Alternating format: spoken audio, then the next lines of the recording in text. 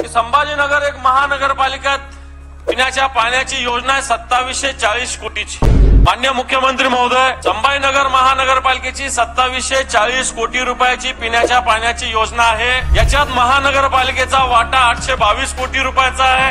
आधीचे मुख्यमंत्री उद्धवजी ठाकरे साहेब आणि नंतर तुम्ही सुद्धा हा 822 कोटी रुपयाचा महानगरपालिकेचा स्वहिस्सा राज्य सरकार उचलणार अशा प्रकारची हमी दिलेली आहे। मी याच्यासाठी हा मुद्दा मांडतोय की मंत्रिमंडळात मागच्या काळात जी काही चर्चा झाली त्यामध्ये संभाजीनगर महानगरपालिकेला 822 कोटी रुपये कर्ज स्वरूपात देण्याचं मंत्रिमंडळात चर्चा झालेली। याच्यामध्ये 18 जानेवारी 2024 ला संभाजीनगरचे हायकोर्ट आहे, उच्च न्यायालय आहे। या उच्च न्यायालयाने सरकारला निर्देश दिलेले आहे की ही योजना पूर्ण करण्यासाठी राज्य सरकार कशा पद्धतीनं आर्थिक नियोजन करणार। आपण 5 फेब्रुवारीला जी मंत्रिमंडळाची बैठक झाली तिनं संभाजीनगर महानगरपालिकेला असं कळवलं की कर्जाच्या माध्यमातून अशा पद्धतीनं आम्ही पैसे देणार अशा प्रकारची भूमिका घेतलेली आहे। सभापती महोदय, कारण संभाजीनगर महानगरपालिकेची आर्थिक स्थिती काय सगळ्याच महानगरपालिकेची आर्थिक स्थितीची जाणीव आपल्याला चांगल्या पद्धतीने आहे आणि म्हणून महानगरपालिकेची 2720 कोटी रुपयाची योजना होत असताना